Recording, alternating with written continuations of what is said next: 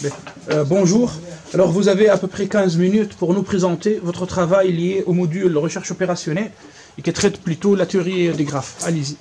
Merci M. Ahmed. Bonjour à toutes et à tous. Merci d'être parmi nous.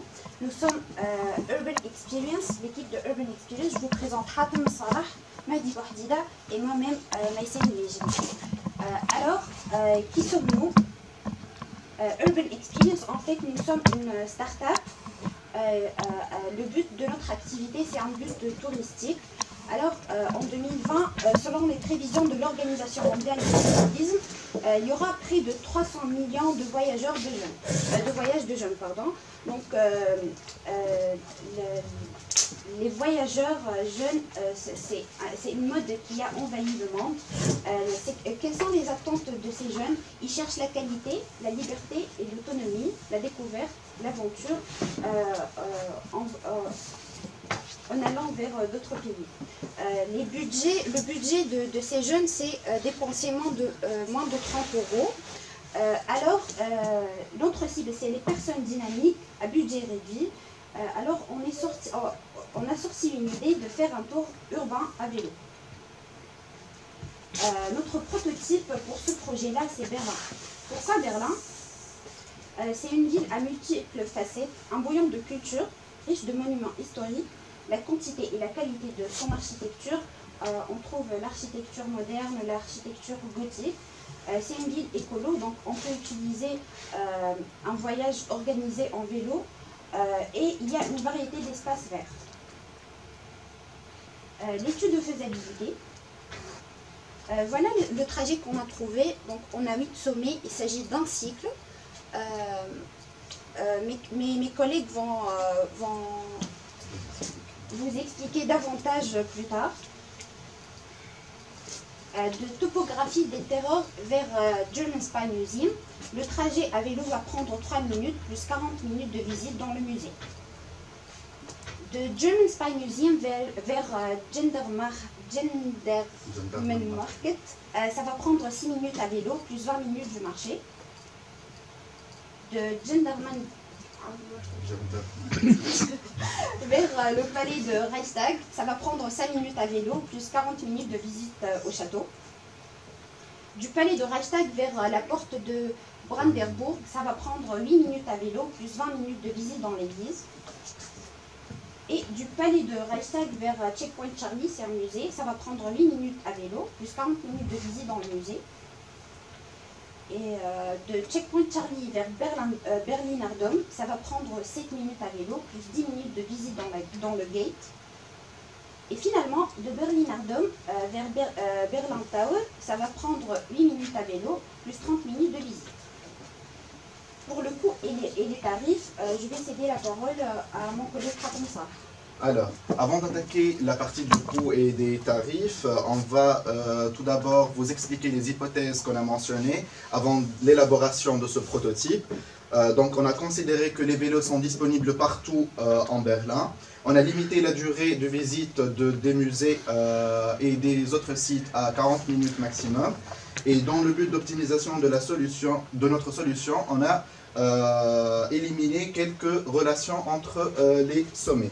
Pour tout ce qui est de coûts et de tarifs, on a constaté que le trajet va prendre 4 heures et 11 minutes, soit 12,5 euros, c'est 12,5 km et 1 euro par kilomètre, d'après l'application Donkey qui loue les vélos. 7 euros comme frais d'accès pour Berliner Dom, 12 euros 50 centimes pour Checkpoint Charlie et 13 euros pour le Tour de Berlin, d'où un total de 45 euros. Alors, maintenant, on va vous expliquer pourquoi on a opté pour le graphe hamiltonien. Et pour cela, on va prendre deux contre-exemples, pardon.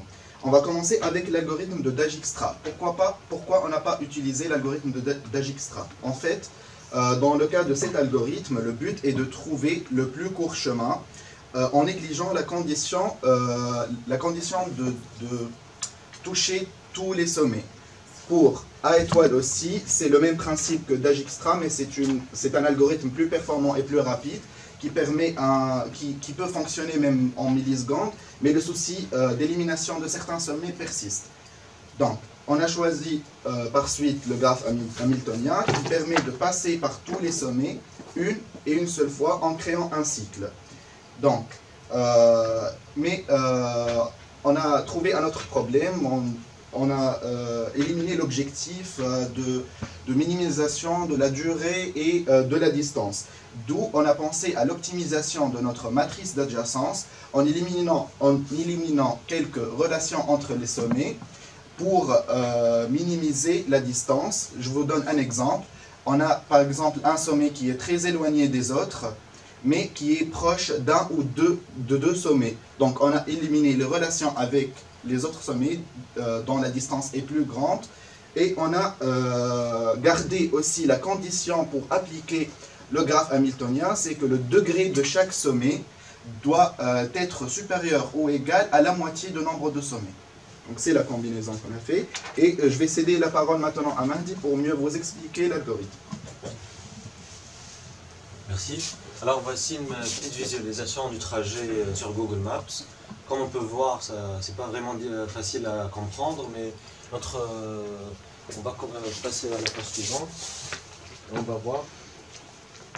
Alors, on va commencer par le code. On a utilisé les trois bibliothèques connues, NumPy, Pandas et Matplotlib. On a importé notre matrice d'adjacence, et vous pouvez la constater ici, on peut la lire.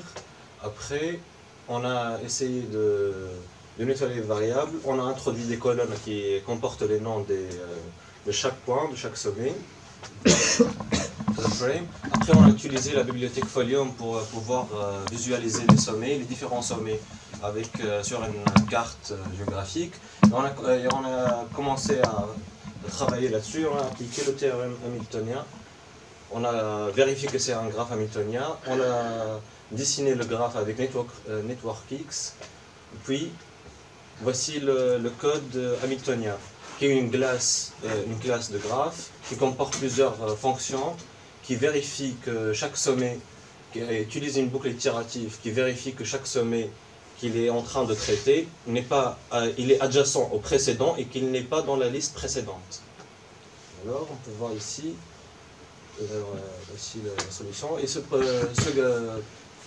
cet algorithme permet de savoir si il existe un cycle hamiltonien ou pas. Alors ici, l'application. On introduit le nombre de sommets, puis la matrice. Après, il te donne f.hamCycle, qui te donne la solution that exists. Following is one. Il te dit que c'est un cycle hamiltonien, il te donne le cycle. Vous avez trouvé. Merci beaucoup.